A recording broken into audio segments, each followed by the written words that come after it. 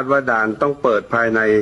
ต้นเดือนมิถุนายนយើងរំពឹងថាព្រំដែននឹងបើកវិញនៅដើមខែមិថុនាបើមិនដូច្នោះទេសេដ្ឋកិច្ចរបស់យើងអាចរងផលប៉ះពាល់នេះជាឃ្លាមួយក្នុងសម្លេងបែកធ្លាយដែលដូចនឹងសម្លេងរបស់លោកអនុទានឆាន់វីរៈគុលដែលកំពុងបង្កការចាប់អារម្មណ៍យ៉ាងខ្លាំងក្នុងបណ្ដាញសង្គមថៃប៉ុន្តែនៅថ្ងៃនេះលោកអនុទានច្រានចោលថាជាសម្លេងបង្កើតឡើងដោយ AI និងបញ្ជាក់ថាគ្មានការបើកច្រកព្រំដែនជាមួយកម្ពុជាជាដាច់ខាតក្នុងសម្លេងដែលត្រូវបានចែកចាយនោះលោកអនុទានអះអាងថាប្រសិនបើមានបញ្ជាឲ្យបើកច្រកភាគីពាក់ព័ន្ធត្រូវតែអនុវត្តប៉ុន្តែត្រូវរងចាំឲ្យស្ថានភាពស្ងប់ស្ងាត់សិនព្រោះមហាជនកំពុងតាមដានសម្លេងនោះក៏បញ្ជាក់ទៀតថាការបើកឡើងវិញមិនមែនមានន័យថាបើកគ្រប់ច្រកទាំងអស់នោះទេប៉ុន្តែត្រូវធ្វើទៅតាមលក្ខខណ្ឌដែលបានកំណត់ខណៈដែលសេដ្ឋកិច្ចថៃអាចរងសម្ពាធបើការបិទច្រកនៅតែបន្តតាមរយៈកាសែតថៅសូត្រនៅថ្ងៃទី13ខែឧសភាឆ្នាំ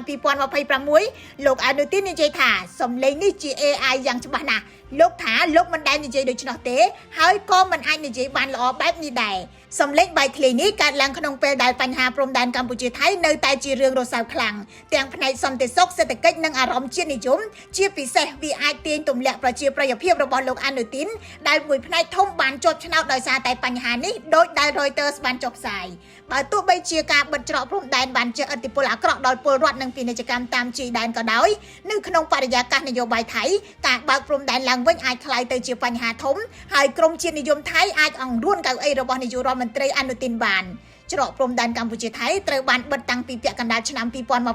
កម្លេះមុនចំនួនប្រដាប់អាវុធជុំដំបូងផ្ទុះឡើងនៅខែកក្កដាបញ្ហានេះកាន់តែក្តៅឡើងទៀតបន្ទាប់ពីរដ្ឋាភិបាលថៃបានសម្រេចលុបអនុសារណៈនៃការយោគយល់គ្នា MOU 2001ស្ដីពីការគ្រប់គ្រងតំបន់សមុទ្រត្រួតស៊ីគ្នារវាងកម្ពុជានិងថៃហើយយោធាថៃបានបន្តឈូសឆាយតំបន់ជាច្រើនដែលជាទឹកដីរបស់កម្ពុជាដែលពួកគេបានកាន់កាប់ចាប់តាំងពីការប្រយុទ្ធគ្នានាខែធ្នូឆ្នាំ2025មកលើសពីនេះក្រសួងវប្បធម៌របស់ថៃបានចុះបញ្ជីប្រាសាទបុរាណខ្មែរជាបេតិកភណ្ឌរបស់ខ្លួនថែមទៀតថ្នាក់ដឹកនាំកម្ពុជាធ្លាប់បានបញ្ជាក់ថាมันមានភាពចាំបាច់ក្នុងការបើកច្រកព្រំដែនជាមួយថៃឡើយខ្ញុំរស់សុធាពី News Today NTTV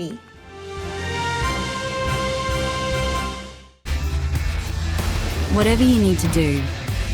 whatever stands in your way, life is yours to master. Ford Everest.